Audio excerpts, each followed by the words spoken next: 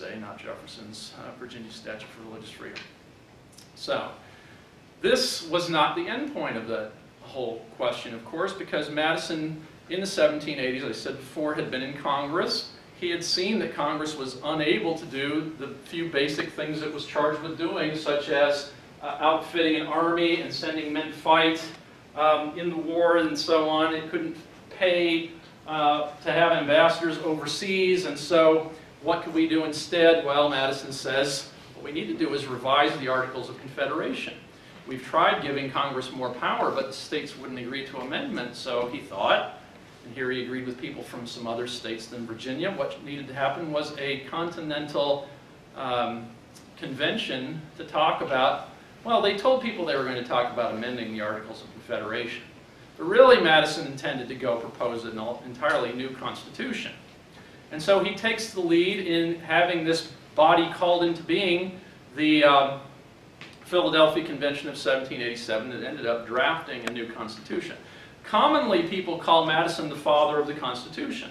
I argue at length in my book, James Madison, The Making of America, that this is an inaccurate title. He should not be called the father of the Constitution for multiple reasons. One, on the majority of votes that were taken in the Philadelphia Convention, Madison was on the losing side. Secondly, Madison wanted a national government. Here we distinguish between a national government and a federal government. A national one is one in which is a system in which first came the center, and if you have administrative subdivisions, those exist for the convenience of and the administration of the policies made by the center. On the other hand, a federal government is one in which the parts came first, and if there's a central government, it exists for the convenience of the constituent units. So Madison went to Philadelphia wanting a national government. In fact, the famous Virginia plan that was drafted, it seems, mainly by Madison, or at least was certainly consistent with notes he had made ahead of time about this question, included several provisions for making the government national that ultimately were not included in the Constitution. So Madison said, for example, he wanted the Congress to be able to legislate about any matter that might cause friction among the states. He wanted the national courts to be able to hear any question that might cause friction among the states. He wanted to have a bicameral legislature with the lower house elected by the people and the upper house elected by the lower house, with no role for state legislators in choosing members of Congress, as they had always done before. He wanted the new Congress to have a veto over all state laws, and there are several other such provisions that clearly would have meant that the central government was primary, and as I said, the local units would exist only for the administrative convenience of the central government. These were all rejected. And Madison left the Philadelphia Convention very unhappy. In fact, he wrote to his friend Jefferson, who had nothing to do with this, because he was in France at the time. He wrote to Jefferson a month and a week after the Philadelphia Convention adjourned on October 24th, 1787, to say, this new thing is better than what we have now, but it'll fail within a few years because we didn't give Congress a veto over all state laws. We gave the states equal votes in the Senate, and state legislatures are still going to be choosing members of Congress. They're going to be electing the senators, as they did down to 1913. So Madison was very unhappy with this new Constitution. He went and argued for its ratification because he thought it was marginally better than the Articles, but he didn't actually like it. And he finally ended up promising that there would be amendments offered by the Federalists in the first Congress under the new Constitution, even though he repeatedly argued that they weren't necessary, and in fact, having amendments could be dangerous. When the first Congress met under the new Constitution, our current Constitution, Madison had been very narrowly elected to the House after being defeated for the Senate, and he kept bringing up this idea of amendments. We need to have amendments. People who were in the House with him privately wrote, yeah, I think Madison keeps bothering us with this idea because he's worried about his political prospects in Virginia, which was true. So they were doing more important things than proposing a Bill of Rights. Important things like creating the judiciary and creating the executive departments and staffing them and so on, and setting up a tax system, basic things about creating the federal government. Madison kept saying, we need a Bill of Rights, we need a Bill of Rights. Finally, the Speaker appointed him chairman of a committee to go off and draft a Bill of Rights. And when they came back, Madison said the most important of the proposals the committee made was one that would have empowered federal courts to strike down state laws that violated the freedom of speech, the freedom of press, or the right to trial by jury.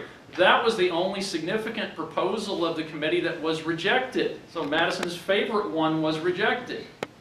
And again, he's often called the author of the Bill of Rights, leaving aside the fact that he didn't want there to be a Bill of Rights and that his favorite proposal among these was rejected.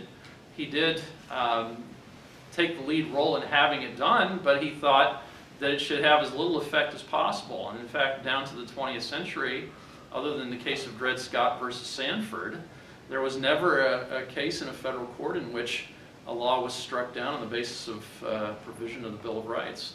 That was exactly what Madison hoped for.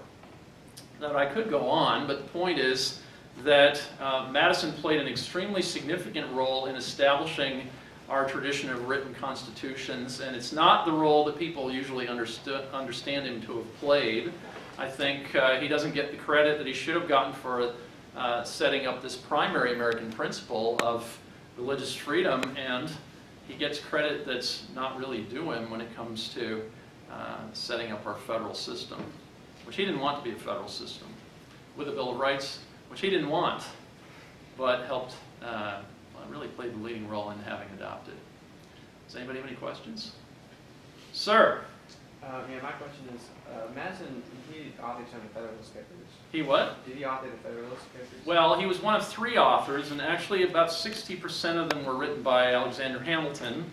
5 of them, which would be 6%, were written by John Jay, and Madison wrote the rest. So, was he advocating for that national style of government in the Federalist Papers? No, actually, that's an interesting question. What happened was that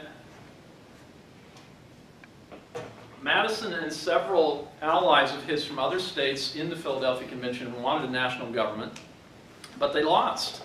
They didn't get all those provisions I listed, and I could name more provisions that were going to make the government national instead of federal. And yet when they came out of the Philadelphia Convention, all of these nationalists, Alexander Hamilton from New York, James Wilson from Pennsylvania, Gouverneur Morris from Pennsylvania, later actually born in New York and later back to New York, Madison, Washington, went out and told people, well, this is a federal government, it's not a national government. And they sold it on that basis because they saw that was the only way it would ever be ratified. That wasn't what they wanted, but they thought it was the best they could do. Now, and again, it's been one of the kind of puzzles in Madison studies that why did Madison change his positions over and over? Well, I argue he didn't really change his positions over and over. He went to Philadelphia, argued for what he wanted, took what he could get, and then went out and sold it honestly as what it was. So after that, he was consistent with a couple of exceptions through the rest of his career in saying this was a federal government with limited powers in the center and most powers still in state legislatures. You familiar with the Federalist? Well, I've been meaning to read the Federalist Papers. Yeah. Well, it's common for people to say the way to understand the Constitution is first to read the Federalist, and I'm not sure that's the best way. Maybe you could email me and I could give you recommendations. I'd be happy to do that. Any other questions? Well, I've beaten you into silence. Is that what's happening here?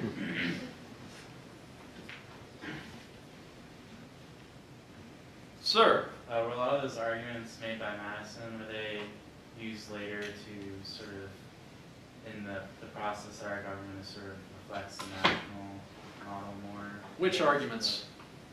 Just his writings on having a national government versus federal. Well, I actually wrote a whole book about that. It's not the one about Madison. It's another book called The Politically Incorrect Guide to the Constitution. But what happened over time was essentially that the tendency that Madison pointed to in the Federalist of people in office to grab at more power was one that was realized over and over in our history. And while at first the average citizen was prepared to resist it, so for example in 1793, 4 years after the new government was instituted, the Supreme Court decided a case called Chisholm versus Georgia, in which it grabbed it more authority than the Constitution gave it. It took jurisdiction over a kind of case that the Constitution didn't give federal courts. And there, Congress instantly adopted and sent out to the states for their ratification what now we know as the 11th Amendment, saying essentially, no, you can't decide that kind of case. But over time, federal officials are interested in grabbing more power every day, and your average citizen isn't paying that much attention. So we've come to have the opposite model from the one that was sold to people in 1787, 88 when they were ratifying it. There are 3 points in Madison's career where he lays out a very detailed explanation of the way that the federal system is supposed to work. One was in 1791 in the debate over Alexander Hamilton's bank bill. Then there was in 1798, there was a debate over the Sedition Act. And finally in 1817, his last act as president, the last thing he did was to veto a bill that his own allies had passed through Congress at his suggestion, because he said it was unconstitutional, and I told you before you could adopt this, you'd have to amend the Constitution. You didn't, so veto. We could never, I think, expect either Governor Romney or President Obama to say, well, this is a policy I really like, but I'm going to veto it because it's unconstitutional. I just can't imagine that. So that tells you something about how far we've moved from this model of limited central government that Madison sold to people. Thanks for a very dreary question. Let's get a different one before we break up. Yes. I read in this little fact sheet about fun facts about the Constitution. Oh no. That Hamilton offered a monarchy to someone in Germany. Is that true? Why?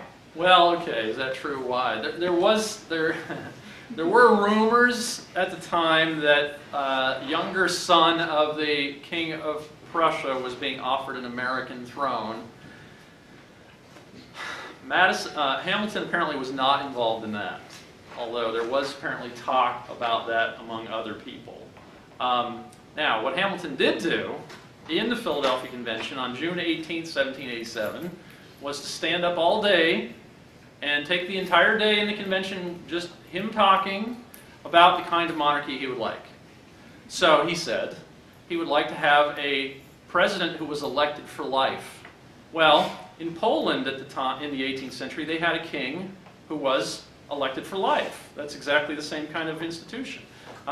He said he would like to have the president then appoint senators who would be senators for life, and the president should appoint the governors, and the lower house of the legislature should serve 5-year terms.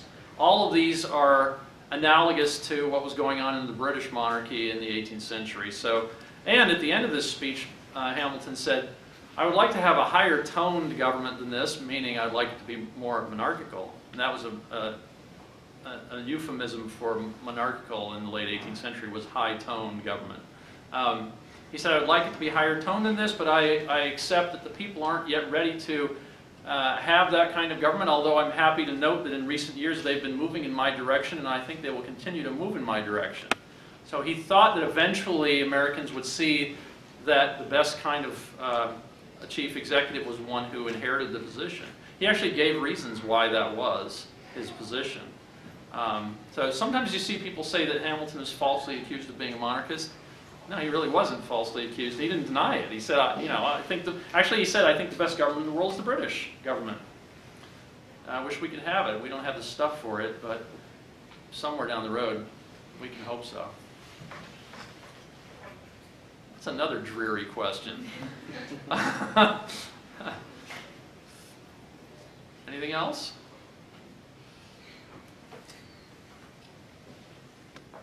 All right, well, thanks everyone for coming. There's one more back there. Oh, did I see another? Was there another hand up? Sir, sorry about that. Did you be able to answer this question that the right preface to the Constitution is your book? The right what? The right preface of the... Oh, the right preface. Well, I accept your suggestion and refer you to his suggestion, although I would never have said that myself. Yeah. It's nice to see